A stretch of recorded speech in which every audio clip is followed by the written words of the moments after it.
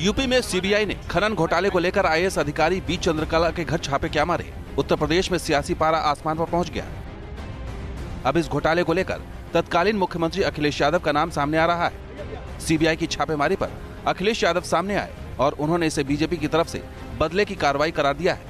अखिलेश ने आरोप लगाया कि बीएसपी के साथ संभावित गठबंधन से घबराकर बीजेपी की तरफ से डराने की कार्रवाई की जा रही है। समाजवादी पार्टी इस कोशिश में है कि ज्यादा से ज्यादा लोकसभा जीते।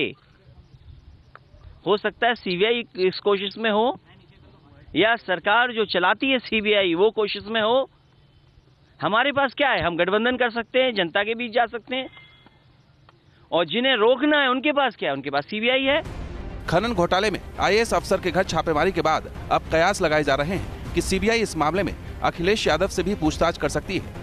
इसी को लेकर अखिलेश ने कहा है कि वो सीबीआई का सामना करने के लिए तैयार हैं। मुझे खुशी है इस बात की कि कम से कम बीजेपी ने अपना रंग दिखा दिया। एक बार फिर सीबीआई से मिलने का मौका मिलेगा। पहले कांग्रेस ने सीबीआई से मिलने का मौका दिया था, इस बार बीजेपी के लोग मिलने का मौका दे रहे हैं। खनन घोटाले और सीबीआई के संभावित पूछताछ पर अखिलेश यादव ने बीजेपी पर सवालों के तीर दागे, तो वहीं कांग्रेस भी अखिलेश के सुर में सुर मिला रही है। कांग्रेस ने आरोप लगाया है कि ये महागठबंधन के खिलाफ बीजेपी की डराने की राजनीति है। बिहार के अंदर लालू यादव जी के खिलाफ और अब समाजवादी पार्टी के सुप्रीम लीडर अखिलेश जी के खिलाफ, मैं समझता हूं कि ये सब काम जो हो रहा है वो डराने की राजनीति से हो रहा है।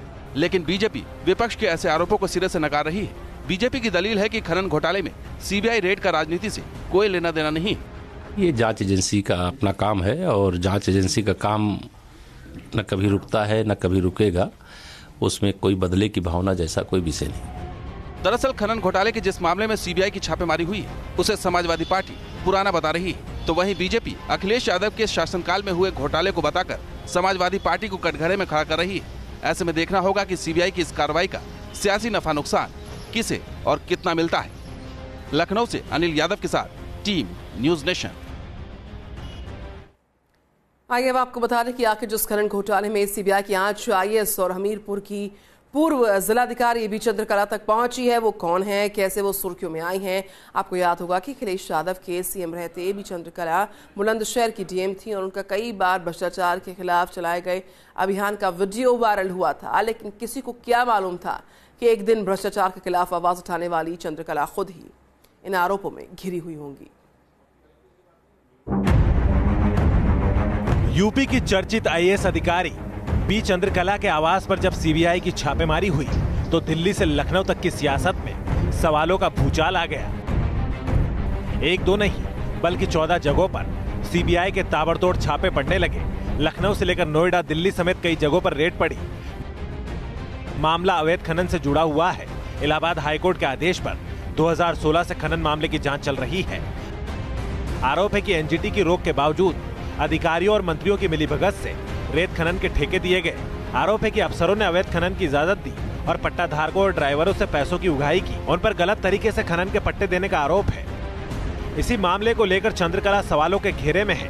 कहा यह भी जा रहा है कि चंद्रकला के लखनऊ वाले मकान से पुलिस ने कई दस्तावेज जब्त किए हैं। सूत्रों की माने तो सीबीआई की टीम ने चंद्रकला का एक लॉकर और 2 बैंक खातों को सीज भी किया है। 2008 बैच की आईएएस बी चंद्रकला 2012 में हमीरपुर में डीएम थी और हमीरपुर में डीएम रहने के दौरान उन्होंने खनन के कई पट्टे जारी किए थे। उनके ये तमाम पट्टे फिलहाल जांच के दायरे में हैं और हाई कोर्ट में एक रिट दाखिल हुई थी और हाई कोर्ट के आदेश के बाद ही सीबीआई इस पूरे प्रकरण की जांच कर रही है। इतना ही नहीं, इस अवैध खनन के मामले में हो रही छापेमारी ने यूपी की सियासत को भी गरमा दिया है। सूत्रों की माने तो इस जांच की आंच यूपी के पूर्व सीएम अखिलेश यादव तक भी पहुंच सकती है। साल 2012 से 2013 तक खनन मंत्रालय अखिलेश यादव के पास था।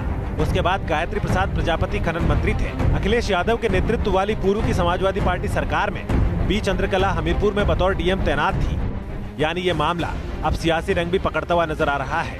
बीजेपी इस पूरे मामले में जांच को लेकर हुंकार भर रही है, तो दूसरी तरफ विपक्षी पार्टियां इस छापेमारी को लेकर सवाल दाग रही है। सीबीआई का अपना एक अलग हिसाब है, अलग प्रकार से वो अपनी छापेमारी कार्रवाई करती है, तो उसी क्रम में हुआ होगा। हम बार बार कहते आए हैं कि जांच एजेंसियों का दुरुपयोग इस सरकार में सबसे ज्यादा हुआ है।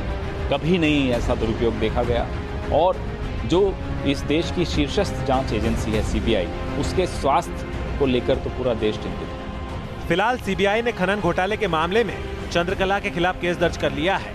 सीबीआई ने चंद्रकला के अलावा 10 और लोगों को इस मामले में आरोपी बनाया है। Anil Yadav, news nation, Lucknow.